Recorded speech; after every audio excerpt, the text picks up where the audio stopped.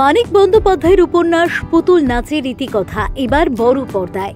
সুমন মুখোপাধ্যায় পরিচালিত এই ছবিতে আরও একবার দেখা যাবে জয়া এহসান ও আবির চট্টোপাধ্যায়কে। শশী কুসুমের চরিত্রদের দেখা যাবে পর্দায়। সেই ছবির প্রেসমিটে হাজির হয়েছি আমরা। চলুন তাদের সাথে কথা বলে জেনে নিই তাদের এই ছবি অভিনয় করার অভিজ্ঞতা ঠিক কেমন ছিল।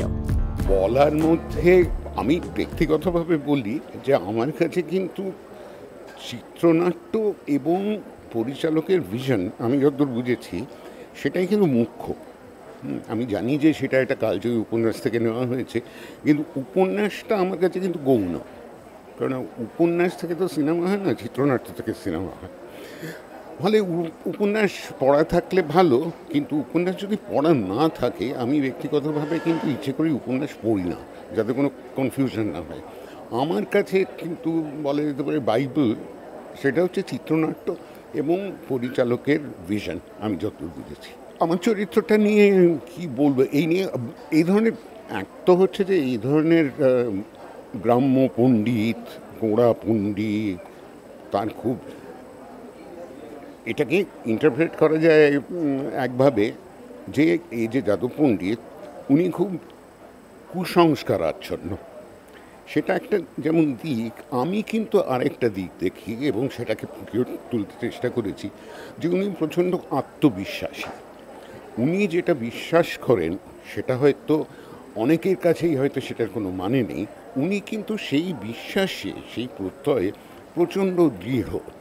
কাজেই আমার ইন্টারপ্রিটেশনে আমি সেই দৃঢ়তাটাকে আনতে চেষ্টা করেছি।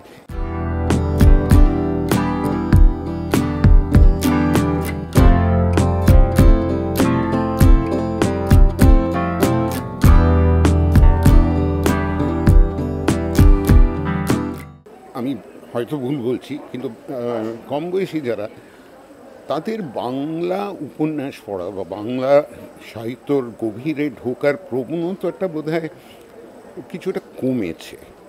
ফলে সাহিত্য থেকে সিনেমা হলে বিশেষ কোনো আগ্রহ তার মধ্যে বোধহয় থাকে না। সিনেমা যদি ভালো হয় দেখবো, কিন্তু সাহিত্য থেকে হয়েছে বলে যে আমার আগ্রহটা বেড়ে গেল এটা বোধহয় হয়।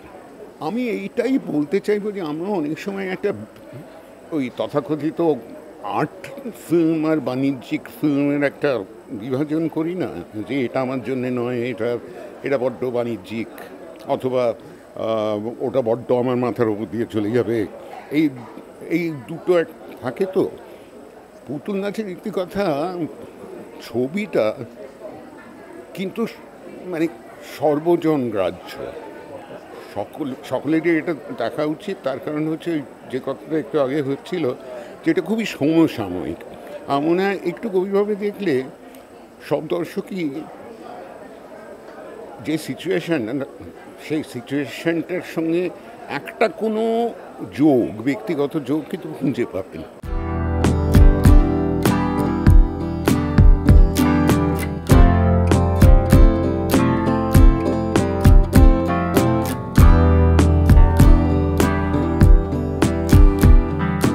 নিশ্চয়ই একটা অত্যন্ত সুখবর যে কোনো পরিচালকের কাছে তার ছবি যখন মুক্তি পায়, মানুষের কাছে প্রকাশ পায়, সেটা তো সবসময় সুখবর। ফলত পুতুল নাচ বেশ অনেকটা দিন সময় লাগলো তৈরি হতে, এবং শেষ পর্যন্ত যে মুক্তি পাচ্ছে সেটা অত্যন্ত, এবং ফলে অপেক্ষা করে আছে মানুষের নিদানের জন্য, মানুষের কেমন লাগে ছবি।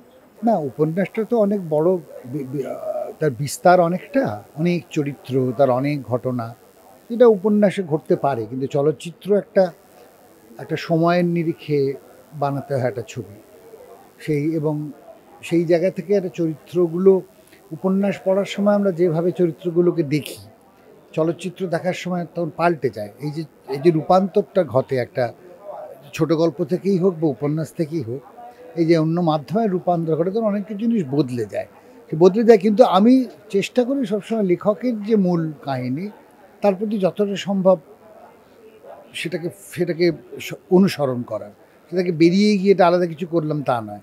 মূল যে গল্পটা, যে গল্পই আমি এখনো পর্যন্ত করেছি, সে নবারুণ ভট্টাচার্যের গল্প হোক বা আশাপূর্ণা দেবীর গল্প হোক বা মানিক বন্দ্যোপাধ্যায় হোক, চেষ্টা করেছি লেখকের গল্পটাকে অনুসরণ করতে যতটা সম্ভব কাছাকাছি।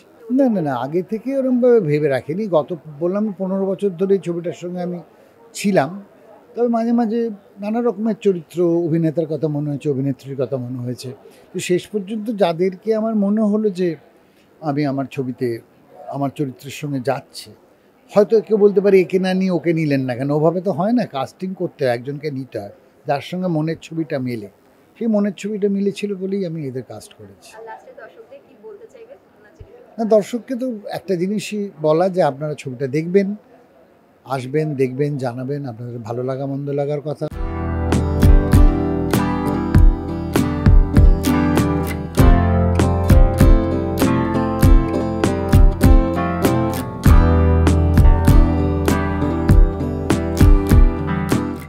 আপনারা সবাই হলে গিয়ে দেখবেন, যেহেতু এটা সাহিত্য বেসড গল্প, এটা মেকিংটাও খুব অন্যরকম হয়েছে, যেটা ছোট স্ক্রিনে, মোবাইলে বা টিভিতে দেখে অতটা উপভোগ করতে পারবে না, যতটা আপনি বড় পর্দায় হলে গিয়ে দেখে এটা উপভোগ করতে পারবেন।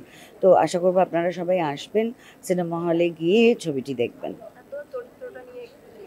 সেন দিদি খুবই আইকনিক চরিত্র, এই পুতুল নাচের ইতিকথার খুব ইম্পর্ট্যান্ট একটা চরিত্র। আমি বেশি বলবো না, যারা পড়েননি গল্পটা বা জানেন না তারা যেন ছবিটা দেখে বুঝতে পারেন। তো সত্যি খুব কমপ্লেক্স ইমোশনাল একটা ক্যারেক্টার, যে ধরনের চরিত্র করতে আমার খুব ভালো লাগে সবসময়, যেখানে একটা ইমোশনাল জার্নি থাকে, ইমোশনাল কমপ্লেক্সিটি থাকে, সেইটা মানে আমি এই ধরনের চরিত্র খুব কম করেছি, হাতে গোনা, তার মধ্যে একটি আমার খুব প্রিয় চরিত্রের মধ্যে একটি হয়ে থাকবে সেন দিদি। আমি কতটা ভালো করেছি জানি না, সেটার জন্য আপনাদের হলে গিয়ে ছবিটা দেখতে হবে আর জানাবেন কেমন লাগলো। এদের মধ্যে থেকে আমার আবিরের সঙ্গে তো আমি আগে কাজ করেছি অবভিয়াসলি, আর আমার সিন মেনলি আবির আর শান্তিদার সঙ্গে ছিল। তো এদের দুজনের সঙ্গে আমি আগে কাজ করেছি, আমি খুবই কমফোর্টেবল। জয়া, ধৃতিমান স্যারের সঙ্গে আমার আগে কাজ হয়নি, জয়ার সঙ্গেও হয়নি, এটাতেও আমার ওর সঙ্গে সিন নেই আসলে, কিন্তু হ্যাঁ দেখা হয়েছে, শুটিংয়ের ফাঁকে গল্প আড্ডা হয়েছে।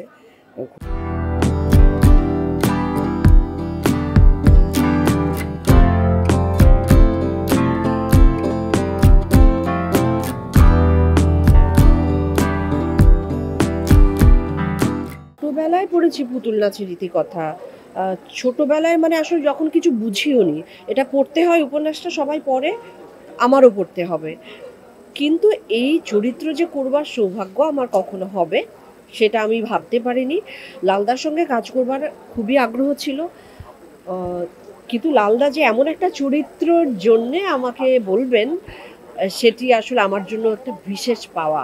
মানিক বন্দ্যোপাধ্যায়ের পুতুল নাচের ইতিকথা 90 বছর হয়ে গেল, এখন রিলিজ করছে, ভীষণ রেলেভেন্ট, ভীষণ আধুনিক, ভীষণ মডার্ন, ভীষণ এম্পাওয়ারিং ক্যারেক্টার। আমার দেখা কুসুম চরিত্রটি, আমি অনেক এম্পাওয়ারিং ক্যারেক্টার করেছি, কিন্তু কুসুমের চরিত্র আমার মনে হয় ভীষণ আরাধ্য যে কোনো অভিনেতার জন্যে। আমি যে এই জার্নিটার একটি অংশ হতে পেরেছি সেটাই ভীষণ ভালো লাগছে। এবং যেটি বলছিলে যে মাটির গন্ধ, হ্যাঁ আমি নিজেও ভীষণ পছন্দ করি আমার চেয়ে দূরবর্তী চরিত্রে অভিনয় করবার জন্যে। সেটি অবশ্যই কুসুম সেরকমই একটি চরিত্র। আমার মনে হয় আমরা অভিনয় করতে গিয়ে যতটা আনন্দ পেয়েছি, উপভোগ করেছি, আমার মনে হয় দর্শকও সেটা দেখতে পাবে পর্দাতে। এটি তো খুব কিছু বলতে পারবো না আমি, তবে হ্যাঁ আবিরের সঙ্গে কাজ করা তো সবসময় আমার জন্য খুব কমফোর্টেবল, খুব আরামের। আর ভালো অনেক গুণী গুণী অভিনেতারা এখানে অভিনয় করেছে, যাদেরকে কোয়ার্টিস্ট হিসেবে পেয়েছি। লালদা আছেন, আমি নিশ্চিত ছিলাম যে এই ছবিটি একটি জায়গায় গিয়ে দাঁড়াবে, এবং সেটি যে খুব ভালো কিছু, কারণ ওটা আমি অলরেডি রটরডেমে দেখেছি, ছবিটা আমার দেখা হয়েছে। আসলে ছবি হিসেবে এটা খুবই উঁচু জায়গায় থাকবে। দুটোরই প্রয়োজন আছে। মানে মানুষ, আমি তো কারো মানে মন ছুঁতে পারবো না, মন দিয়ে তো মন ছোঁয়া যায় না, শরীরটা দিয়ে মনটাকে ছুঁতে হয়। তো শরীর একটা বাহন, আমার কাছে দুটোই খুব গুরুত্বপূর্ণ, কুসুমের কাছেও তাই।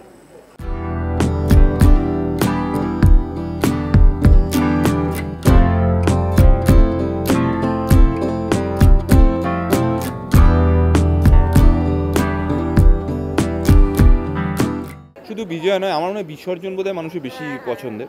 অ্যাকচুয়ালি জয়া ভারতবর্ষের যে প্রথম ছবিটা করেছিল আবর্ত, সেই ছবিতেও আমার সাথে অভিনয় করেছিল। আই এম ভেরি আমি খুবই গর্বিত এবং আমি খুবই খুশি যে জয়ার মতন একজন অত্যন্ত সুদক্ষ অভিনেত্রীর সঙ্গে আমি এতগুলো কাজ করতে পেরেছি। আমি জয় চ্যাটার্জি বলে একটা সিনেমা আমরা করেছিলাম এবং এখন পুতুল নাচের রীতিকথা। আমি একজন অভিনেতা হিসেবে মনে করি ক্যামেরা একবার অন হয়ে গেলে দুজন অভিনেতা বা যে কজন ফ্রেমে আছেন তাদের মধ্যে যে লেনদেনটা, তাতে না অভিনয় ভালো হয়। আমি সবসময় এটা দেখেছি যে আমার আশেপাশে যদি ভালো সুদক্ষ অভিনেতারা থাকেন তাহলে আমার অভিনয়ের মান বোধহয় ভালো হয়। তো সেটা জয়ের ক্ষেত্রেও প্রযোজ্য। জয়ের সঙ্গে যখন অভিনয় করেছি, হ্যাঁ আমি জানি প্রচুর মানুষের যেটাকে তারা বলেন জুটি হিসেবে পছন্দ, তবে আমি বলবো এখানে শশী কুসুমের জুটিটা ইজ মোর ইম্পর্টেন্ট এবং আমি আর জয়া কতটা সেই দায়িত্ব পালন করতে পারলাম সেটা 1 আগস্ট থেকে দর্শকরা দেখবেন এবং বলবেন। আমি পড়েছিলাম, কিন্তু যেটা আমি বললাম যে পুতুল নাচের উপন্যাসটার পরে যখন সুমন মুখোপাধ্যায় লালদা আমাকে প্রথমবার স্ক্রিপ্টটা শোনান, আমি একটু অবাক হয়েছিলাম যে হঠাৎ আমাকে শশীর চরিত্রে কেন, একটু ভয়ও পেয়েছিলাম। বাট আমার একটা নির্ভরতা ছিল যে লালদা শুধুই একজন পরিচালক নন, একজন শিক্ষকও, ঠিক আমাকে দিয়ে পাঠটা করিয়ে নেবেন। বাট মোস্ট ইম্পর্টেন্টলি এত চর্চিত একটি উপন্যাস পুতুল নাচের রীতিকথা, মানিক বন্দ্যোপাধ্যায়, কেন জানি না আমি কিন্তু যে স্ক্রিপ্টের যে অংশ, যেটা মানে একজন পরিচালক যে ছবিটা যেভাবে দেখাতে চাইছেন, আমি স্ক্রিপ্টটার সঙ্গে বেশি আইডেন্টিফাই করতে পেরেছি। শশীর অন্তর্দ্বন্দ্ব হতে পারে, শশীর টানাপোড়েন হতে পারে, শশী বাইরে কলকাতায় পড়াশোনা করেছে, তারপরে গ্রামে গেছে, সে বাইরে যেতে চায়, এবার গ্রামের যে শিকড় তাকে টানছে অথচ সে বাইরে যেতে চায়। এই যে সারাক্ষণের যে নিজের মধ্যে যে ওর লড়াইটা, এটা শুধু আমায় ভাবিয়েছে বললে ভুল হবে, এটা কোথাও আমার মধ্যেও সঞ্চারিত হচ্ছে, আমার মধ্যেও কোথাও আছে বলে আমি আইডেন্টিফাই করতে পেরেছি। হ্যাঁ, ডেফিনেটলি পাই। আমার মনে হয় যতদিন ভয়টা থাকবে ততদিন আমি বুঝবো যে আমার কাজের প্রতি গুরুত্বটা বা কাজ থেকে আমারও কিছু পাওয়ার আছে। Thank you. দাদা, এটা যেহেতু সাহিত্যধর্মী ছবি, নিজের চরিত্রটা করার সময় কি কোনোভাবে নিজেকে আলাদা করে তৈরি করেছেন? আলাদা তৈরি হয়েছে বললাম, আমি অনেকটাই সঁপে দিয়েছিলাম আমার পরিচালকের হাতে, কারণ এটা লালদার ভীষণ ফেভারিট একটা উপন্যাস, খুব পছন্দের একটা গল্প। কাজে আমি জানি যে লালদা কোনো মানে এমনিতেও পরিচালক হিসেবে কোনো একটু মানে 100 জায়গায় 90-95 হলেও সেটা বলে লালদা, এক্ষেত্রে তো আরোই বলবে। সো আমি অনেকটাই পরিচালকের ভিশন এবং পরিচালকের উপর নির্ভর করেছি এই চরিত্রে।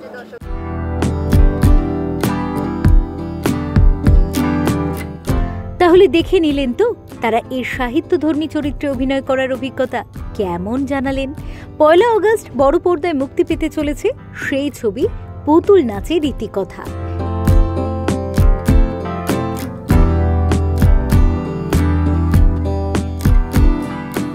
ক্যামেরায় সন্তোষ রায়ের সঙ্গে সোহেলি বিশ্বাসের রিপোর্ট, ওঙ্কার বাংলা।